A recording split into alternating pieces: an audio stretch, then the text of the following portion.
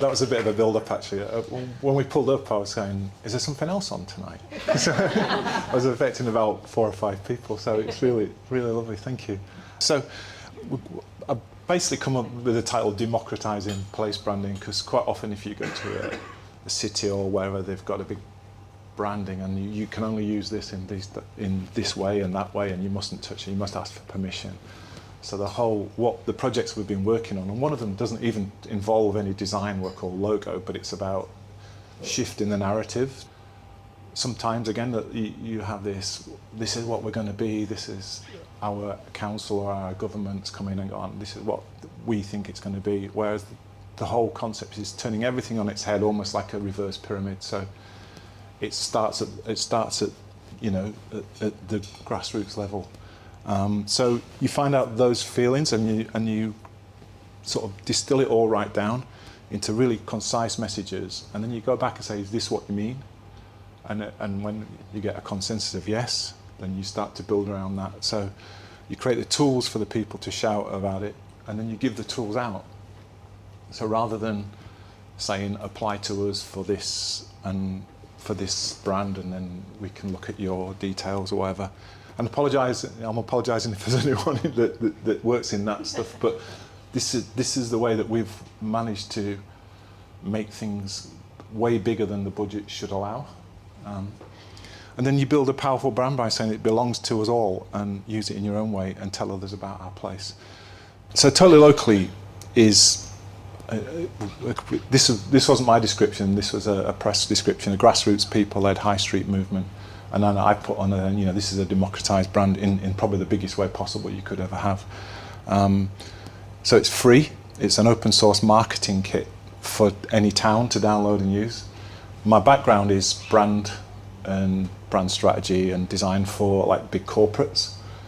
And I had this thought, well, how would that be if you took the stuff that you do for like a big organisation, a big corporate, and gave it out to small businesses and that couldn't afford that, and just see what they could do with it. So it's just like the big guys do, but it's free, and you can muck about with it, and you can do your own thing on the back of it. So it's reconnecting communities to their high streets by showing them that how using local businesses makes the place they live better. Rather than going out to Coles or Woolworths to get your stuff, you're going down there, and that makes the whole place better, and that starts to. And that'll then, and there's I can go into a few case studies later, but like when that happens, you'll see that more businesses will start popping up, and then they start popping up, and then someone else goes, well, there must be a good place to start a business. So then, and you have this massive roll-on effect. So we give the tools to the businesses so that they can run it for themselves. And we use this as one of our campaigns. We've got loads of little campaigns, but this is one of them. And this is, shop like your high street depends on it, because it actually does. You'll see in a minute. So the Totally Look is a step-by-step thing. So it's right from doing how to run your first meeting, and right through to how to run a big event.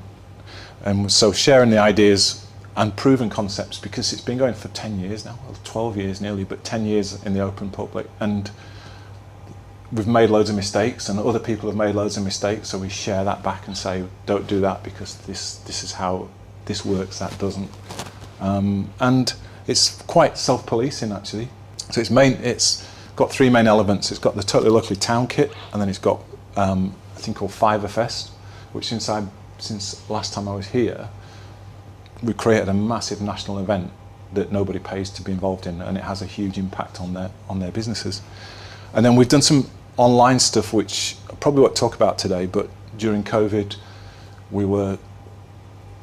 I lost all my work during COVID, like within 2 weeks of lockdown. I had 2 years work lined up, and it all went away. And I'm thinking, what am I going to do? And I couldn't get any furlough. So it was a bit of a strange one. And then Visa came along to us and said, you've got this amazing network of towns. We want to help small businesses get online, because most small businesses are not online. So they came to us and said, would you do that? So we did. We worked on about 6 towns, and it had a big effect again. So really interesting. So so Visa saved us, and they're lovely people as well. They worked really close to us. So it started here. This is a place called Calderdale. The famous towns are Halifax, which probably most people haven't heard of, apart from the bank, which it did start there. And then there's Hebden Bridge, which more people have heard of, even though it's tiny and punches above its weight. And then there's a place called Todmorden, which started the Incredible Edible movement. I don't know if you heard of that. The council came to me and said, we want to do a shop local campaign. We've got a small budget, would you do it? So we got loads of things together, and it went mad. It went absolutely mad, just that message really, and it tied it all together. So it's based on that, the £5, and there's a thing called the magic tenner, which you were talking about earlier, Corbin, like the fact that if you spend your money in one place, local businesses tend to spend with other local businesses. And we did a whole study on that, and we've got a campaign there that you can use to explain that. That's a real life case study, by the way, and it just shows the links of just one tiny shop in near Nottingham. That local supply chain, it's the whole idea that it grows and grows and grows very quickly, so the exponential growth. So the fact that it started, this is Andrea, who has a farm shop near where I live, and I just got chatting to her one day, and she said, how many local businesses do you work with? And she said, well, and so we sat down and worked it all out. She had 33. And then we went to 2 of those and asked them, and they had 20. So at that top level, you've 600 businesses all linked on one level. So if you go up another level, you've got thousands of businesses all linked together, and one of them failing affects everybody, and you see this web of businesses all working together, and how that can affect a huge community. And when you start adding to that, that's the thing that we found, that people then all of a sudden started, well, I'm going to try and get some more. So when you start adding to that, it starts to grow, and the economy gets stronger, and a lot more sustainable. So really quick, but it had a huge impact in Calderdale, and people did change their habits, and they were going in saying, I've come to spend my £5, and then it led to a rediscovery of the high street, and the fact that actually just because rather than just running into a supermarket, I'm going here, I'm getting a conversation, and I'm getting something different, and it's not actually, sometimes it's actually cheaper sometimes, which we've found on a few things. And then, so yeah, it really did work, and it started to grow quickly, and then we got loads of press interest, and then I got loads of people saying, can we come and do it in our town? And I just was like, the ingredients needed for this is just a collaborative bunch of people who love their town and want to share it with others, which is where we come into the whole place brand and things. And we always say there's no rules apart from one, and we say that.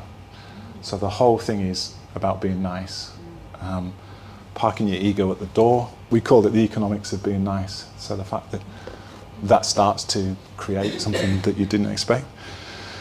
So it's about people just doing it, no permission needed, and including everyone, even if they told you that it's a load of rubbish at the beginning. So when you'll know yourselves if you've tried to do something in a community and then you start it, I'm not doing that, it's crap, we've tried it before, it doesn't work, blah, blah, blah, blah. Let me think about it then. and then, or it's all right, they did it, but it's different over there, it's not, it's all the same, it's all the same. And so the whole idea is, and then when somebody goes, oh, it is working, can I come on board? You've got to go, yes, of course you can.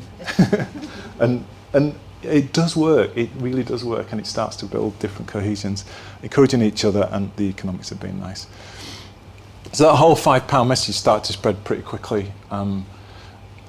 We've looked at it, how many towns have actually used the kit and then gone on to do other things as well, and it's about 130 towns in the UK, which is quite a lot, but also we've had some in France, some who translated it through volunteers, and then gave it back for other French towns to use. No one's done it yet, but town groups basically own the brand, and it comes back to what we're talking about, and they can do what they want with it as long as they stick to a few really simple rules. So you don't mess with the logo, and it's about independent businesses, not about supermarkets and things like that.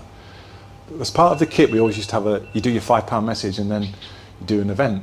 So you say the whole town, or as many that want to get involved, put on a £5 special offer, which we're probably going to have to look at now that inflation's going so crazy at the moment. $10. $10, yeah. But so the people in Waiheke Island did a $10 town thing. It was really successful. But the idea of that is like, if you're it's all about this big voice. Like if you all shout together on the one voice, it's a much bigger proposition. So, you know, who's going to drive into town because one shop's got a special offer on? But if 20 shops have got a special offer on all at the same time, and they've all got the same posters, and they're doing the same, and they're all using it on their social media, and they're all saying, "Come in this week." People come, they do come, and they spend. And then we have a thing where you say, "Look, you put your offer in the window, but then you do a few extras, and you put them all in a pile, and you swap. So you put in other people's offers in your windows as well. So you're creating trails." And I'm actually not. This is not for you guys if you don't want to do it. You know, I'm not saying do totally locally, but take this concept and apply it to whatever you want to apply it to. So this was a really quick one on Leek, but they did a totally locally Leek burger for £5, and everything on the in the meal was sourced within 400 metres of the shop front of the pub. It was so successful. It's about 20,000 they've sold now. There's a whole thing about you do one product, and quite often people go in and have no intention of buying that product anyway, but they know that if they're going in, there's a psychological thing of, you know, and that might be 10 quid next year, you know, I don't know, but it gives you, knowing that you've got £50 in your pocket, I'm going to spend £50 today, I can buy 5-10 things or whatever. It's a psychological thing, and again, it's like you say, and you following a trail and you're making a day of it. So, but the beautiful thing about this is that, again, the BBC heard about it, and BBC Breakfast came out and did a feature on the whole thing, and how, you know, some of the suppliers there, so the baker there, he started on this illegal market that became, when the council saw that it was good, they gave them a licence, and now it's an 80 strong, every fourth Sunday, it's an 80 strong market, and everyone's within a 30-mile radius. You've got to make your own things, you can't buy things in, and Matt, the baker there, he started on the market and he was successful, and now he's got a huge bakery and he supplies all the shops and stuff, and there's quite a few of those as well. I stole that one from Amazon, you know, obviously none of us shop on Amazon, but and there's like, you know, if you buy something that says, "Oh, if you like that, we think you like this," so we've got the shops that say, "If you like our shop, we think you'll like this one," and that was really successful. And then going back to that, suppliers, how many suppliers you've got, there's a poster to say, when you eat and drink with us, or when you shop with us, you shop with another 55. I think the most we've found is 103 suppliers almost had. People love seeing collaboration, and people don't expect shops to recommend other shops. And so the whole thing on this is like, they're not your competition, they're your allies, you know. So there's even a newspaper template you can download. There was a load of articles already in there. And then this is Declaration of Independence, which I was quite proud of that title. And that was done collaboratively with the group. So it came from a little bookshop that had put a sign up saying, the taxes we paid last year paid for 6 months training for a student nurse, Amazon's paid for none. And it was like, whoa, and that was a big moment, and so we had a big discussion online with everything, and we came up with this is like, we pay fair taxes. There's actually a dollar one as well. Spending £10 with us means up to £50 going back into the local economy, which is the multiplier effect. So there's loads of stuff. Yeah, that's just some of the few things, and then you'll see the did you know there, and what's made locally, and it's all to download. And then we just say, use the kit, talk to others, do something new, share experiences. And we have a thing like, say, look, it doesn't matter if you use it for 6 months and then go on to something else, or use it for 2 years or 5 years or whatever. It doesn't matter, because as long as you've started a spark, you know, and even if you don't use any of it, if it starts a spark and you start doing things on your own and without waiting for someone else to do it, job done really. Because like I say, we don't get anything out of it other than I get a few trips now and then, you know. It's just a seed to get people thinking differently, and once people get confident, they start to do it. And this was a lady called Leslie who runs a little florist in a little very, very unglamorous town called Brighouse. I'm going to do a market in Brighouse. No one's ever and down the main. I want to do it down the main street. And everyone's like, what? Nobody wants to go there. And they said, I want to call it a totally locally market. And I went, yeah, fine. And we helped her and we worked on it. And everyone was going, no one's going to go. And 3,500 people turned up. And then this woman came up to me and going, and we were stood there going, this is brilliant. And then this woman came to me, you're a disgrace. I said, what do you mean? She said, I've come here, there's nothing here. And I said, of course there is. And I looked, and then everyone's packing it, and we've sold out. So and then Leslie, I mean it was Leslie, and you know, it wasn't us, but she got to use the brand. That's what we're talking about here. Is again, she got to use a brand that people understood that if they turned up there, this is what they're gonna get. And then from that point, the council then turned around and said, too many people came, so you can't do another one. Because it blocked, people were parking in the Tesco car park at the bottom and then walking across, and credit to her, and then the MPs waded in, said yes they are, and so they got another one, and now they do it every 4 months, 4 times a year. Average 8,500 people now.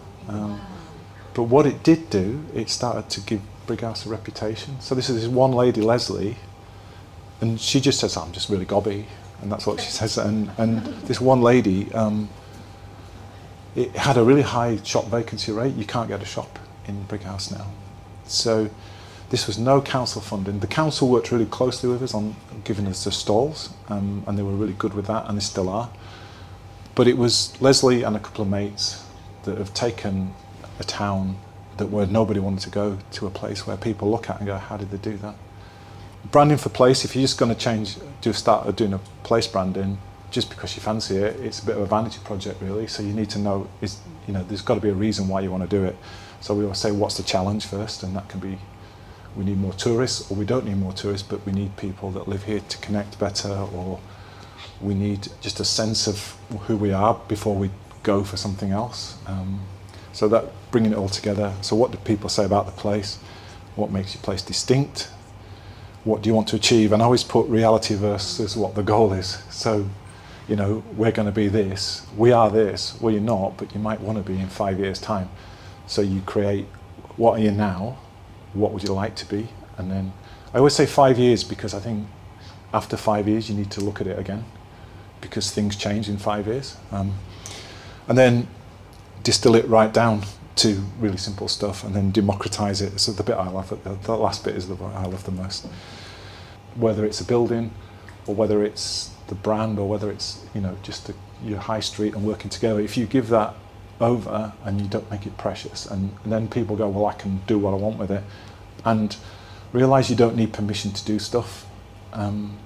That's how you create this cohesion, and everyone becomes shouting about the same thing, and the pride goes up, and the businesses connect, and then more businesses come, and that's about it really. Yeah. So, yeah.